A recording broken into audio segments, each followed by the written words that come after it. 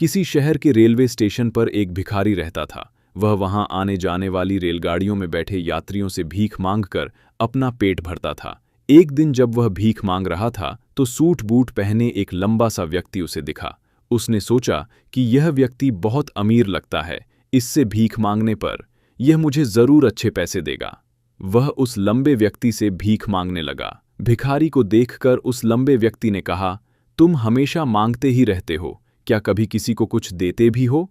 भिखारी बोला, साहब, मैं तो भिखारी हूं, हमेशा लोगों से मांगता ही रहता हूं। मेरी इतनी औकात कहाँ कि किसी को कुछ दे सकूं? लंबा व्यक्ति बोला, जब किसी को कुछ दे नहीं सकते तो तुम्हें मांगने का भी कोई हक नहीं है। मैं एक व्यापारी हूं और लेन देन में ही विश्वास करता हूं। अगर तुम्हारे पास मुझे कुछ देने को हो तभी मैं तुम्हें बदले में कुछ दे सकता हूं। इतना कहने के बाद वह लंबा आदमी ट्रेन में बैठकर चला गया। इधर भिखारी उसकी कही गई बात के बारे में सोचने लगा। उस लंबे व्यक्ति के द्वारा कही गई बात उस भिखारी के दिल में उतर गई। वह सोचने लगा कि शायद मुझे भीख में अधिक पैसा इसीलिए नहीं मिलता क्योंकि मैं उसके बदले में किसी को कुछ दे नहीं पाता हूं। लेकिन मैं तो भिखारी हूं, किसी को कुछ देने लायक भी नहीं हूं। लेकिन कब तक मैं लोगों को बिना कुछ दिए केवल मांगता ही रहूंगा?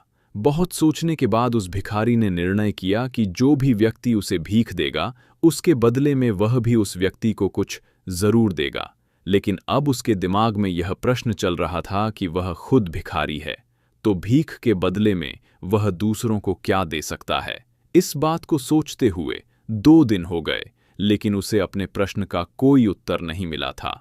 तीसरे दिन जब वह स्टेशन के पास बैठा हुआ था तभी उसकी नज़र कुछ फूलों पर पड़ी जो स्टेशन के आसपास के पौधों पर खिल रहे थे। उसने सोचा, क्यों ना मैं लोगों को भीख के बदले कुछ फूल दे दिया करूं। उसको अपना यह विचार अच्छा लगा और उसने वहां से कुछ फूल तोड़ लिए। अब वह ट्रेन में भीख मांगने पहुंचा। अब जब भी कोई उसे भीख देता तो उसके बदले में वह भीख देने वाले को कुछ फूल दे देता। उन फूलों को लोग खुश होकर अपने पास रख लेते थे। अब भिखारी रोज फूल तोड़ता और भीख के बदले में उन फूलों को लोगों में बांट देता था। कुछ ही दिनों में उसने महसूस किया कि अब उसे बहुत अधिक लोग भीख देने लगे हैं। वह स्टेशन के पास के सभी फूलों को तोड़ लाता था। जब तक उसके पास फूल रहते थे तब तक उसे बहुत से लोग भीख देते थे, लेकिन जब फूल बांटते बांटते खत्म हो जाते तो उसे भीख भी नहीं मिलती थी। अब रोज ऐसा ही चलता रहा। एक दिन जब वह भीख मांग रहा था तो उसने देखा कि वही लंबा व्यक्ति ट्रेन में बैठा है जिसकी वजह से उसे भीख के बदले फूल देने की प्रेरणा मिली थी। वह तुरंत उस व्यक्ति के पास पहुंच गया और भीख मांगते हुए बोला, आज मेरे पास आपको देने के लिए कुछ फूल है, आप मुझे भीख दीजिए तो बदले में मैं आपको कुछ फूल दूंगा। उस लंबे व्यक्ति ने उसे भीख के रूप में कुछ पैसे दे दिए और भिखारी ने कुछ फूल उसे दे दिए। उस लंबे व्यक्ति को बात बहुत पसंद आई। वह बोला, वाह क्या बात है, आज तुम भी मेरी तरह एक व्यापारी बन गए हो। इतना कहकर फूल लेकर वह लंबा व्यक्ति अपने स्टेशन पर उतर गया। लेकिन उस लंबे व्यक्ति द्वारा कही गई बात एक बार फिर से उस भिखारी के दिल में उतर गई। वह बार बार उस लंबे व्यक्ति के द्वारा कही गई बात के बारे में सोचने लगा और बहुत खुश होने लगा। उसकी आंखें अब चमकने लगीं। उसे लगने लगा कि अब उसके हाथ सफलता की वह चाबी लग गई है जिसके द्वारा वह अपने जीवन को बदल सकता है। वह तुरंत ट्रेन से नीचे उतरा और उत्साहित होकर बहुत तेज आवाज में ऊपर आसमान की तरफ देखकर बोला, मैं भिखारी नहीं हूं, मैं तो एक व्यापारी हूं, मैं भी अमीर बन सकता हूं। लोगों ने उसे देखा तो सोचा कि शायद यह भिखारी पागल हो गया है और अगले दिन से वह भिखारी उस स्टेशन पर फिर कभी नहीं दिखा।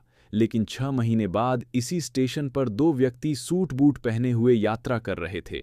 दोनों ने एक दूसरे को देखा तो उनमें से एक ने दूसरे से हाथ मिलाया और कहा, क्या आपने मुझे पहचाना? दूसरा व्यक्ति बोला, नहीं, क्योंकि मेरे हिसाब से हम लोग पहली बार मिल रहे हैं। पहला व्यक्ति बोला, नहीं, आप याद कीजिए, हम पहली बार नहीं बल्कि तीसरी बार मिल रहे हैं।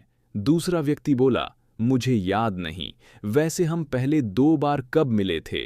अब पहला व्यक्ति मुस्कुराया और बोला, हम पहले भी 2 बार इसी ट्रेन में मिले थे। मैं वही भिखारी हूं जिसको आपने पहली मुलाकात में बताया कि मुझे जीवन में क्या करना चाहिए और दूसरी मुलाकात में बताया कि मैं वास्तव में कौन हूं।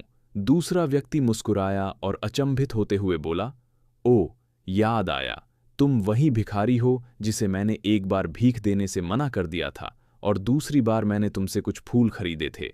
लेकिन आज तुम यह सूट बूट में कहाँ जा रहे हो और आजकल क्या कर रहे हो? तब पहला व्यक्ति बोला, हाँ, मैं वही भिखारी हूँ, लेकिन आज मैं फूलों का एक बहुत बड़ा व्यापारी हूँ और इसी व्यापार के काम से ही दूसरे शहर जा रहा हूँ। कुछ देर रुकने के बाद वह फिर बोला, आपने मुझे पहली मुलाकात में प्रकृति का वह नियम बताया था जिसके अनुसार हमें तभी कुछ मिलता है जब हम कुछ देते हैं। लेन देन का यह नियम वास्तव में काम करता है। मैंने यह बहुत अच्छी तरह महसूस किया है, लेकिन मैं खुद को हमेशा भिखारी ही समझता रहा। इससे ऊपर उठकर मैंने कभी सोचा ही नहीं, और जब आपसे मेरी दूसरी मुलाकात हुई तब आपने मुझे बताया कि मैं एक व्यापारी बन चुका हूँ। अब मैं समझ चुका था कि मैं वास्तव में एक भिखारी नहीं बल्कि व्यापारी बन चुका हूँ। मैंने समझ लिया था कि लोग मुझे इतनी भीख क्यों दे रहे हैं, क्योंकि वह मुझे भीख नहीं दे रहे थे बल्कि उन फूलों का मूल्य चुका रहे थे। सभी लोग मेरे फूल खरीद रहे थे क्योंकि इससे सस्ते फूल उन्हें कहाँ मिलते। मैं लोगों की नज़रों में एक छोटा व्यापारी था, लेकिन मैं अपनी नज़रों में एक भिखारी ही था। आपके बताने पर मुझे समझ आ गया कि मैं एक छोटा व्यापारी हूँ।